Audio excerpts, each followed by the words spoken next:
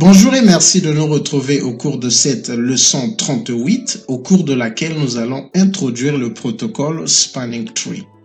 Un réseau doit être résistant. Il doit résister aux défaillances dues à plusieurs types de problèmes. L'un des problèmes les plus récurrents est la perte d'une connexion entre deux équipements. Donc la perte d'une connexion entre deux équipements peut être physique ou encore logique. Donc, si nous venons sur notre topologie, la perte d'une connexion physique peut s'illustrer par le fait qu'un câble est retiré entre les deux équipements. On peut aussi considérer le fait que le câble soit endommagé. Donc, il peut aussi s'agir d'un câble qui est endommagé, qui ne peut plus fonctionner tel qu'il le faut. Donc, il s'agit d'une perte de connexion physique. La perte de connexion logique peut aussi être du point de vue de la configuration. Un administrateur réseau peut shut down un port et là, c'est une perte de connexion logique. Bien sûr qu'il y a plusieurs autres types de pertes de connexion logique. L'une des solutions pour éviter les défaillances est de multiplier les connexions entre équipements. Toutefois, si la multiplication des connexions entre équipements permet d'éviter les défaillances, elle introduit un autre problème, la possibilité de loop, donc boucle. Spanning Tree Protocol permet d'éviter les loops.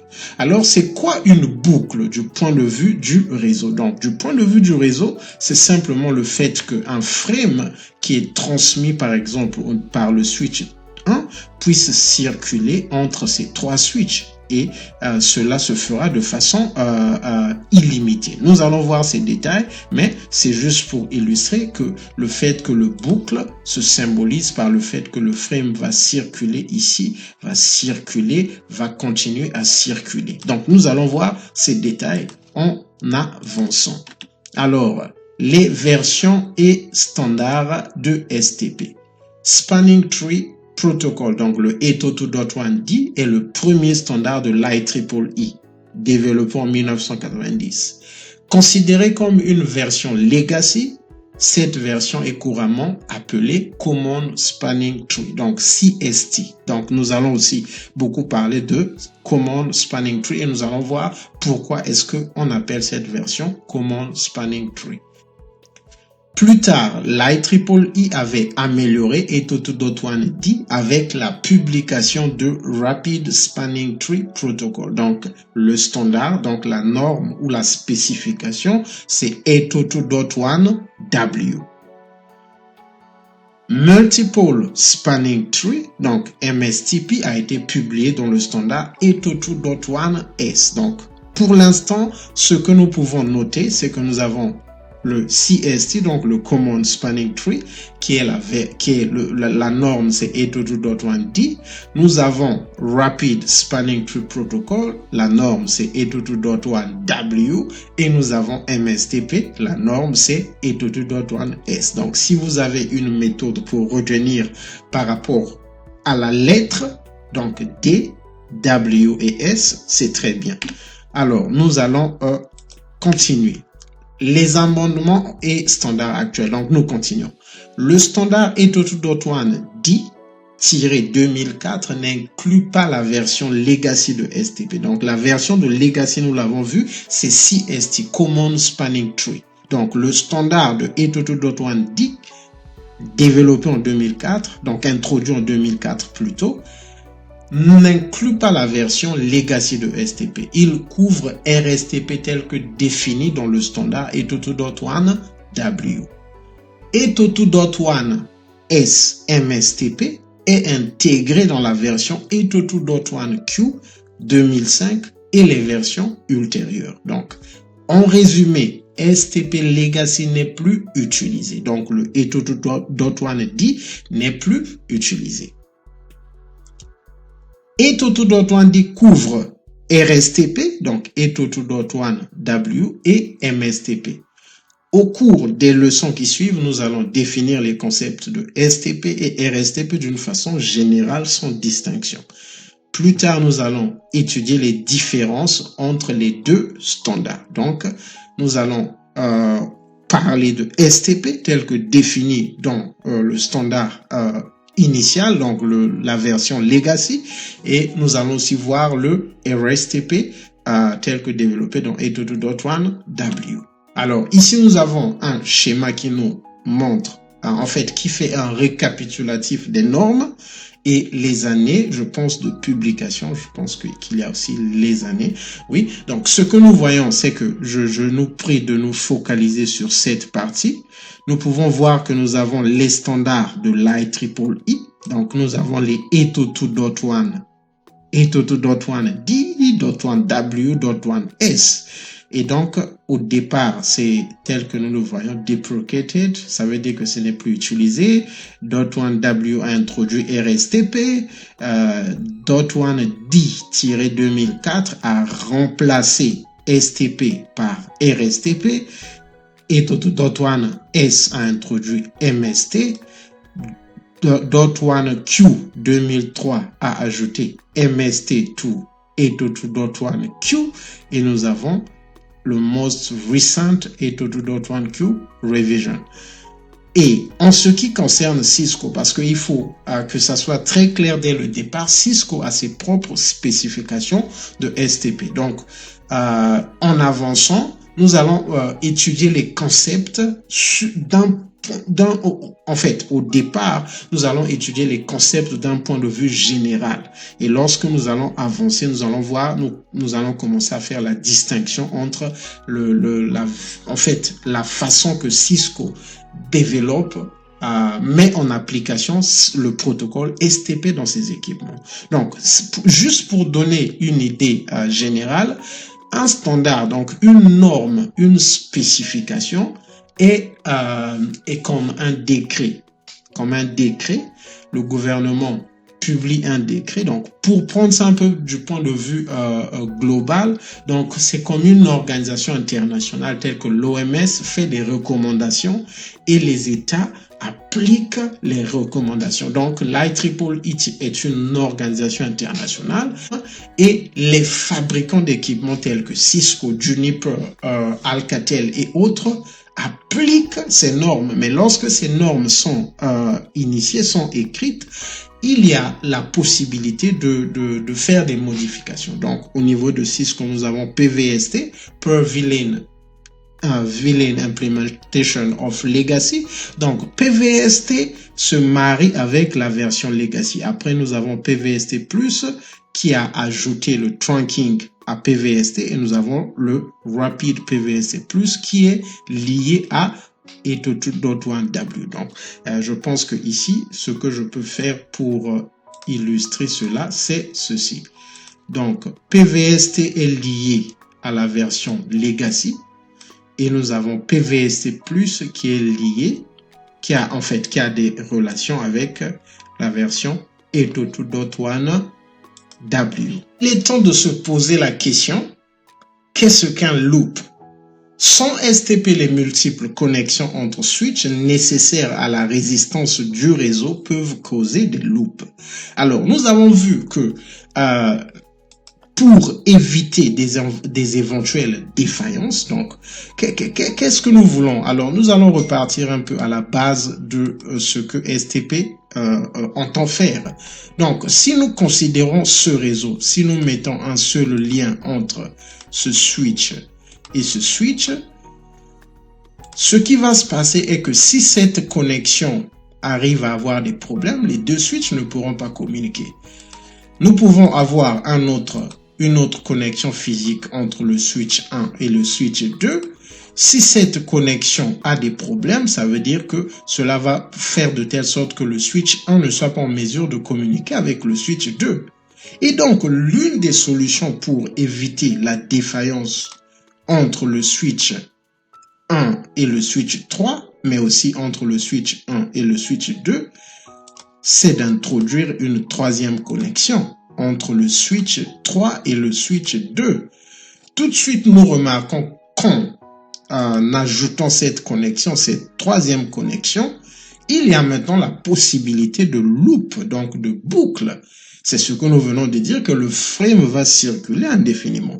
Donc, ce que STP fait, c'est d'éviter, au travers des mécanismes du protocole, d'éviter les loops. Un loop est une condition par laquelle un Ethernet frame circule indéfiniment dans le réseau, donc dans le LAN. STP et RSTP bloquent certains ports pour éviter les loops. Toutefois, le trafic peut continuer à circuler dans le réseau et tous les switches et utilisateurs pourront continuer à communiquer. STP ne change pas les autres informations concernant les ports. Connected, not connected, access ou trunk. Nous avons vu, si nous venons ici là, donc il y a des statuts, par exemple des interfaces, show, interface, status, excusez si on capital. STP ne change pas le statut des ports. STP, ce qu'il fait, c'est qu'il va au travers des mécanismes du protocole faire de telle sorte que ce que nous pouvons l'illustrer de cette façon, que par exemple que ce port soit bloqué. Si ce port est bloqué, tel que nous le voyons, le switch 3 pourra toujours communiquer avec le switch 2, le switch 2 pourra toujours communiquer avec le switch 3, le switch 1 pourra toujours communiquer avec les deux switches. Donc, il n'y a pas d'impact au niveau de la communication dans le réseau local. Mais ce que STP permet de faire, c'est d'éviter qu'il y ait la possibilité de loop dans notre réseau local. Et nous l'avons vu que STP ne change pas les statuts, les autres informations. Donc, connected, not connected, access, trunk. Si un port est un access, ça veut dire qu'il fait passer le trafic d'un seul VLAN, il va continuer à fonctionner comme un access. Si un port est un trunk, donc il fait passer le trafic de plusieurs VLAN, il va toujours continuer à fonctionner comme un trunk. STP et RSTP bloquent certains ports en les rendant inutilisables. Alors, pourquoi avons-nous besoin de STP et RSTP? STP et RSTP permet d'éviter trois problèmes qui peuvent être causés par un fait. La circulation en boucle, donc loop, d'un Ethernet frame indéfiniment. Les trois problèmes causés par les loops sont le broadcast storm, le marketable instability, la transmission de plusieurs copies d'un même frame. Donc, trois problèmes.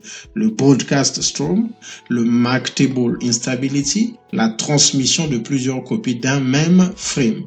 Contrairement au packet, donc le message de la troisième couche, qui a un time to leave, le frame, donc message de la deuxième couche, n'a pas un time to leave, donc le TTL. Que veut dire TTL? TTL, c'est simplement, nous avons fait beaucoup de ping depuis que nous avons commencé. Le TTL, c'est simplement que dans le packet, lorsque le packet est transmis, il a une durée de vie. Donc, ce que cela veut dire, c'est que si je reviens sur cette topologie, je vais d'abord effacer ceci.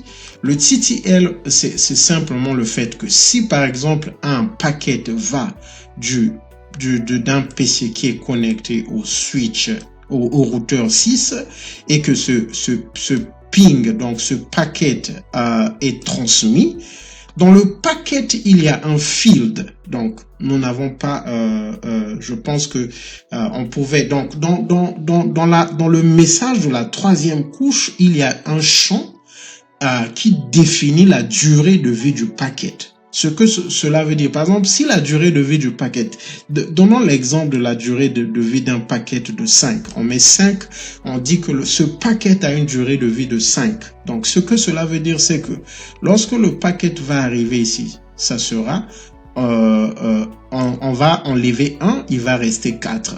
Lorsque le paquet va arriver ici, on va enlever un deuxième point, il va rester 3. Lorsque le paquet va arriver ici, on va enlever un troisième point, il va rester 2. Lorsque le paquet va encore arriver ici, on va encore enlever 1, il va rester 1.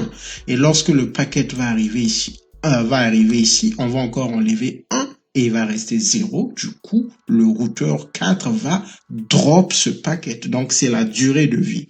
Ça veut dire que le paquet doit arriver à la destination finale pendant qu'il a encore assez de TTL, donc de time to leave, pour arriver à la destination finale. Ça, c'est une façon très simpliste d'expliquer cela, mais c'est pour que nous puissions comprendre au moins que le message de la troisième couche a un champ qui est appelé time to leave. Donc, il permet de définir la durée de vie du paquet. Contrairement au message de la troisième couche, le message de la deuxième couche n'a pas une durée de vie. Donc, ce qui a pour conséquence le fait que ce message peut circuler. Je peux éteindre je peux partir au lit, passer ma nuit, je reviens demain, je vais trouver le frame continuer à circuler parce que ce frame n'a pas le concept de TTL. Alors, le broadcast storm, donc le premier fait, l'une des premières conséquences des loops. Il y a broadcast storm lorsque des frames, donc broadcast frame, multicast frame, unknown destination, unicast frame, circulent indéfiniment dans le LAN, donc le réseau local.